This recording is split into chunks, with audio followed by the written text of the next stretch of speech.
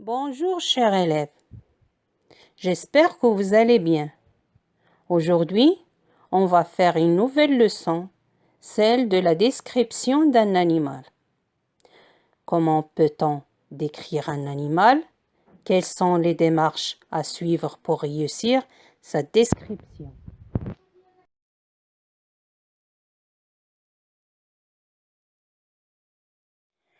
Pour vous aider à comprendre, prenons le texte suivant comme support pour notre leçon. On va commencer par le lire, le comprendre et ensuite relever tous les éléments que l'auteur a utilisés dans sa description. Lisons le texte. Mon chien est mignon avec ses poils blancs comme le coton, ses yeux couleur de noisette qui brillent comme deux diamants. Ses pattes sont fines et luisantes. Il est le meilleur ami de l'homme.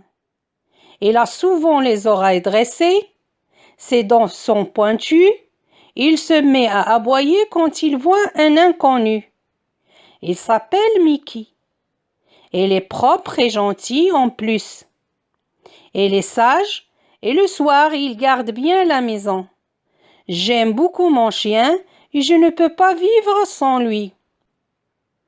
Pour comprendre le texte, on doit répondre aux questions suivantes. De qui parle l'auteur ici, dans ce texte? L'auteur parle de son chien et il décrit son chien. C'est pourquoi, pour la deuxième question, quel est le type de ce texte? On doit dire que le texte est descriptif. Pourquoi? Parce que l'auteur y décrit son chien. Et quelles sont les étapes que l'auteur a suivies dans sa description? L'auteur a décrit son chien physiquement, puis moralement. C'est ce qu'on va voir en détail dans les étapes suivantes de la leçon.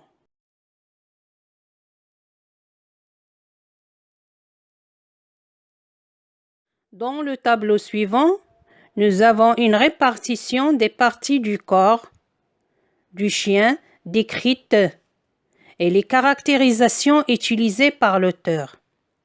Ça veut dire, a-t-il utilisé des adjectifs, des comparaisons, des propositions relatives? Qu'est-ce qu'il a utilisé exactement? Nous avons les parties du corps décrites, par exemple les poils du chien qui sont blancs.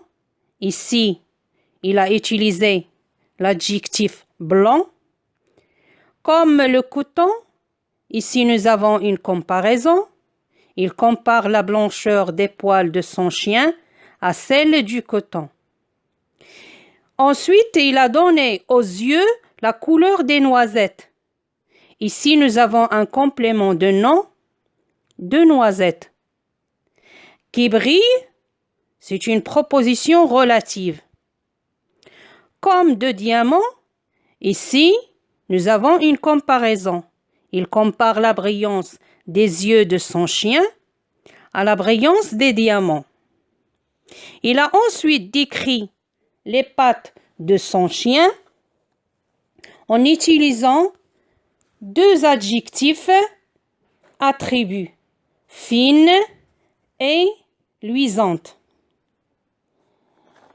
Il a utilisé pour décrire les oreilles du chien un adjectif participe passé, quand il a dit qu'elles sont souvent dressées. Dressées, c'est un participe passé qui joue le rôle d'un adjectif. Il a même décrit les dents de son chien en précisant qu'elles sont pointues. Pointu ici est un adjectif attribut du sujet, puisqu'il est séparé de son nom par un verbe d'état, qui est le verbe être. Pour ce qui concerne les qualités morales de ce chien, l'auteur a utilisé des adjectifs comme propre, gentil, sage, et enfin, il a précisé que c'est un excellent gardien et qu'il est le meilleur ami de l'homme.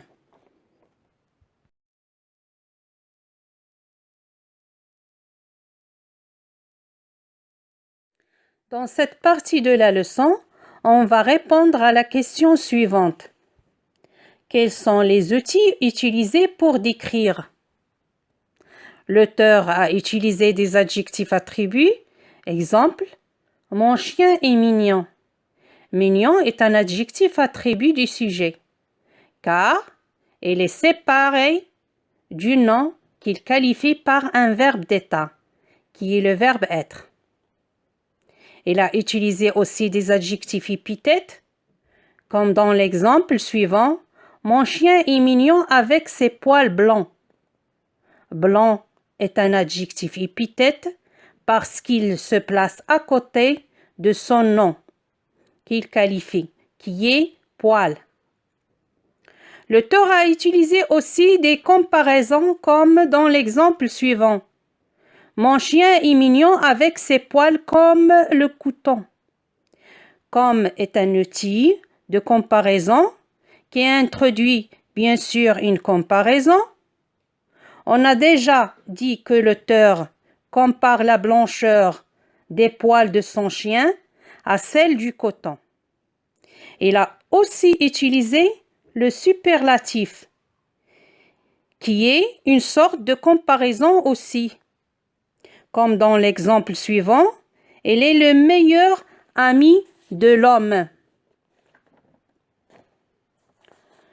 L'auteur a enrichi sa description en utilisant la proposition relative, comme dans l'exemple suivant, ses yeux couleur de noisette qui brillent comme deux diamants. Qui brille est une proposition relative car il est introduite par un pronom relatif qui est qui. Ce dernier remplace le groupe nominal, ses yeux couleur de noisette.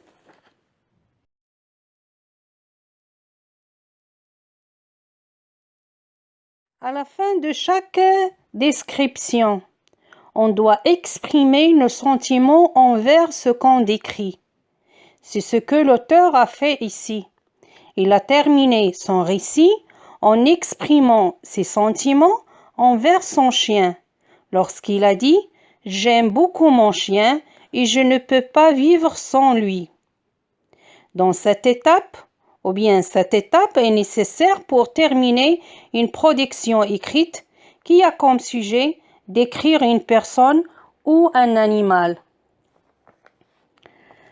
Les flèches que vous voyez en bas, en couleur, c'est pour mieux trouver les éléments de la description que l'auteur a utilisé dans son récit.